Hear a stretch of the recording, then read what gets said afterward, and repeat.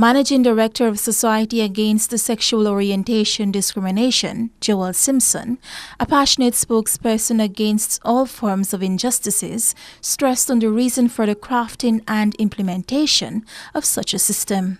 In addition to the significance of a national sex offenders registry, Simpson explained that every person in communities across Guyana should do their part in reporting on any form of sexual or non-sexual abuse against children to relevant agencies.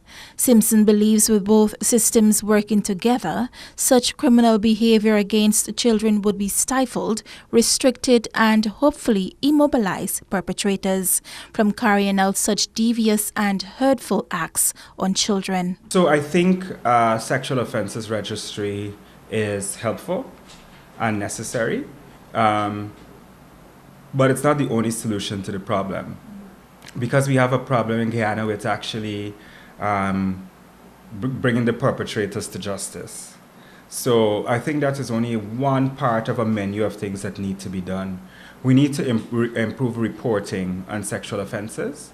And the Guyana Equality Forum, our newest member organization, or group, I should say, is Women's Wednesdays Guyana.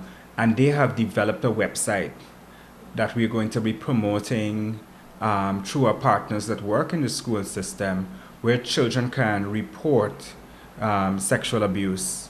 And those reports, we will work with the Child Care and Protection Agency and the Guyana Police Force.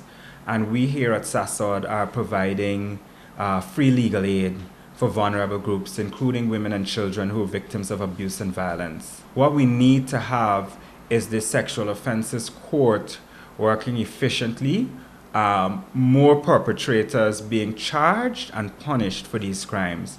And we think that's going to be probably the best deterrent towards curbing this problem. So while we support a sexual offenses registry, it will not deal with the significant underreporting that exists where this is concerned. I looked at the statistics for child sexual abuse that the Child Care and Protection Agency put out for 2016. During last year, I looked at the 2016 statistics. And just sexual abuse alone, we're not talking about physical abuse, which is even far more common. Just sexual abuse alone was some daggering statistics for like Region 4. I remember some over 500 cases, reported cases. And we know that these kinds of problems tend to be underreported. So if you're having so many reported cases, and there's so many others that don't come to the fore. According to the Rape, Abuse, and Incest National Network, RAIN, an American anti-sexual assault organization, a sex offender registry is a list of all convicted sex offenders in a state.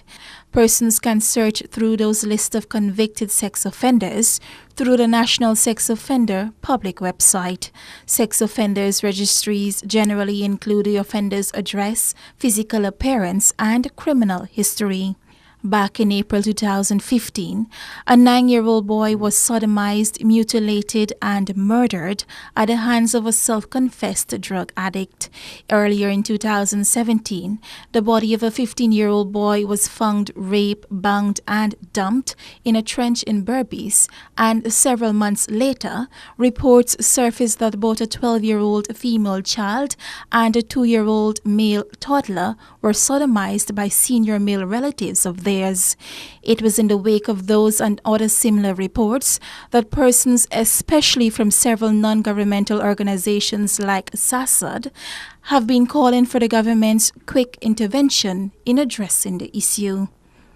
Reporting for MTV News Update, Lashona Gomes Cornelius.